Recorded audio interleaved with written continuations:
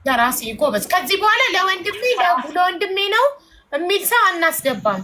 ወንድም ሆነ ሴት ወንድም ከራሱ መጥቶ ፈልግ። ሰላም አቡ ማሜ መጀመሪያ ቪዲዮ አብሪ። ቪዲዮን በሰላምታ ነው። እሺ ላብራ።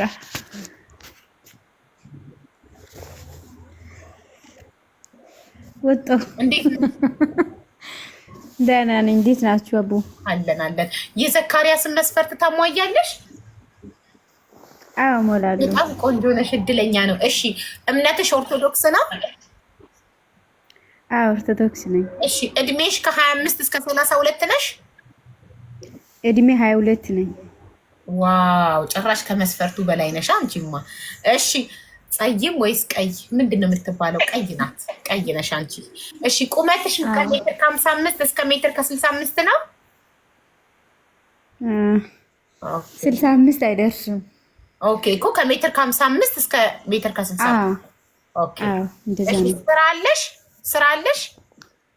ስራ አለኝ። አዎ የመዳም ቅመም ነኝ፣ እየሰራሁ ነኝ። እሺ ከሀገር ውጭ ነሽ? ስለዚህ የመዳም ቅመም ከሆንሽ ከሀገር ውጭ ነሽ። ኦኬ ከሀገር ውጭ ነኝ። አግብተሽ ፈተሻል? አግብቼ ፈተዋው። እሺ ስለዚህ ሁሉንም መስፈርት ታሟያለሽ? ሁሉንም አሟላለሁ፣ ችግር የለብኝም። እሺ ዘካሪያስ እንዴት ናት? ሜሜን ወደድካት? ተመስጧል። የት ነው የምትኖረው? የት ነው? ዱባይ። የት ነው የምትኖረው? የምትኖረው ዱባይ ነው።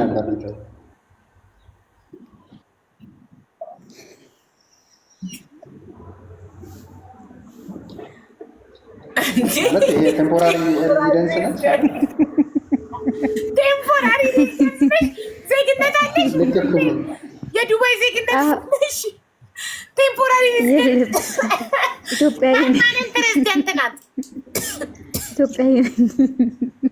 አረብ ሀገር እኮ ፓስፖርት አይሰጥም ወንድሜ ዘካሪያስ። አረብ ሀገር ፓስፖርት አይሰጥም። እኔ 16 ዓመቴ ነው ካታር ላይ ፓስፖርት የለኝም። መኖሪያ ፈቃድ ብቻ ነው ያለኝ የሚታደስ በየ2 ዓመቱ የሚታደስ ያለኝ። ዜግነት ያለ ሁኑ። አዎ ዜግነት አይሰጡ። አረብ ሀገር ፐርማነንት ሬዚደንት አይሰጡ። የሚታደስ ነው የሚሰጡት። ፐርማነንት የሚባለው ዘላለማዊ የማይታደሰው ነው።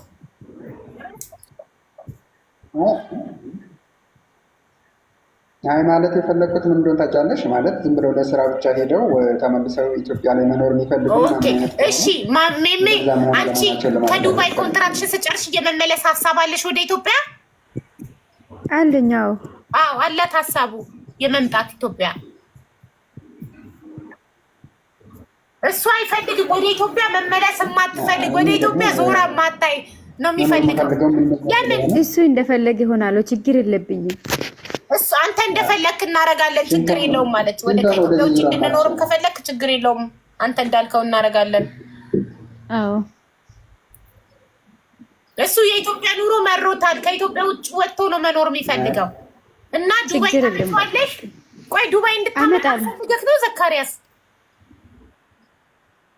ዱባይ እንድትወስድክ ነው እሷ የምትፈልገው? ወስዳክ ዱባይ እንድትኖሩ?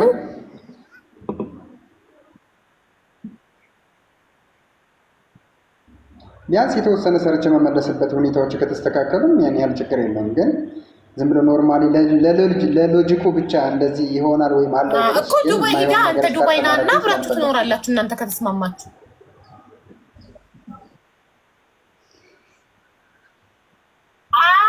የምታደርገው ከሆነ ነው አገን ታደርጊዋለሽ፣ ትወስዱዋለሽ። እርግጠኛ ነሽ? እሱ እውነቱን ተናግሮ የመሸበት ማደር ነው የሚፈልገው። እርግጠኛ ነኝ እወስዳለሁ።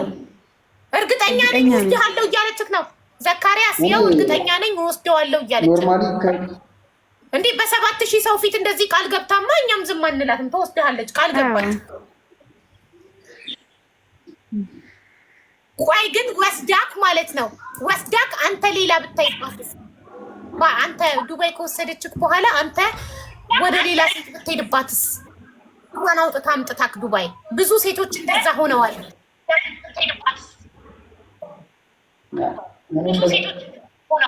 አይ እኔ እንደዚህ አይነት እንትን ማድረግ አልፈልግም። ሲጀመር እውነት ለመናገር ለእንደዚህ አይነት ፐርፐዝ አይደለም አላማዬ። ግን ወደ ህይወት ውስጥ ስትመለሺ ከአንቺ ብዙ የሚጠበቅ ነገር አለ። የቤት ኃላፊነት ትሆኛለሽ። ከአንቺ ልጆች ይመጣሉ። ምን ይላሉ? እነሱን ሁሉ ማይንድ ማለት ሴታፑን ለማስተካከል ግዴታ የሆነ የራስሽ የሆነ ስራ ሊኖርሽ ይገባል እና እሱን ለማድረግ ደግሞ አሁን ባለሽበት ስታተስ በጣም አስቸጋሪ ስለሆነ እሱን እድል መጠቀም ፈልጋለሁ። ለዛም ነው እንጂ በዛ ላይ ብዙን ጊዜ እኮ የሰው ልጅ እኮ ነገሮቹ ከተስተካከሉለት እኮ ምንም ነገር ዙሮ የሚያይበት አንድ ምክንያት የለም።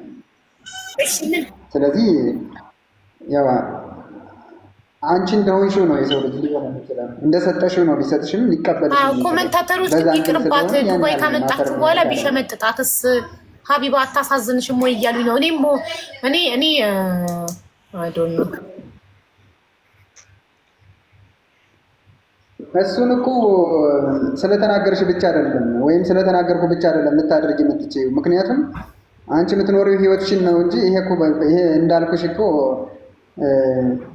ማለት እንደ ጨረር ያልተገደበ እድሜ አይደለም የምትኖሪው ማለት። ስለዚህ የተወሰነ እድሜ ልትኖሪ አንቺ የሚያልፍ ነገርን የማያልፍ ነገር አድርገሽ ማለፍ ስምሽን ስታስወቅሽ መኖር ነው። በዛ ላይም አሁንም እኮ እንደዚህ አይነት ነገሮች የሚመጡት እኮ አንዳንድ ሰዎች በሚያደርጉት ድርጊት እኮ ነው አይደል እንዴ ነገሮቹ እየተበላሹ የሚመጡት። ስለዚህ እኔ እንደዛ አደርጋለሁ ብዬ እንትን አለምንሽ። በእውነት ለመናገር በምንም አይነት ነገር ከኔ ጋር ምንም አይነት የሆነ ፊድባክ እንደማይኖረኝ ነው የማይናገርሽ። ግን እንድታምነኝ ብዬ ግን አይደለም እንደዚህ የማደርገው። ያው ልቦ ያመነባትን ማድረግ ትችላለች። እውነታውን ግን ስነግርሽ ግን እኔ የምፈልገው ምንድን ነው በቃ እኔ የስራና የስራ ሁኔታ ብቻ ከተስተካከለልኝ ሌላ ነገር አላፊ ነው ማለት ምንም ዙረሽ የምታይበት ነገር የለም። ሰው ስለቀያየርሽ ምንም የምታስተካክል እኔ እንደዚህ ሁላችሁ ግልጽ የሚናገሩ ሰዎች የማያስመስሉ ሰዎችን በጣም ጥሩ ናቸው ብዬ ነው ማምነው። በእኔ አስተሳሰብ እንዲህ ሁሉን ነገር ፊት ለፊት በግልጽ የሚናገሩ ሰዎች ታማኝ ናቸው፣ መልካም ናቸው ብዬ ነው ማስበው። ማስመሰል ይችል ነበር እሱ። ኧረ እኔ ፍቅር ብቻ ነው የምፈልገው ምናምናም ማለት ይችል ነበረ። ግን እንደዚህ ሁሉ ነገር በግልጽ የሚናገሩ ሰዎች ጥሩ ናቸው። እኔ እንጃ፣ እኔ አስተያየት የሰጠሁት በመጨረሻ የምትወስነው ማሜ ናት። አንተ ተመችታ ካለች ወደካታል።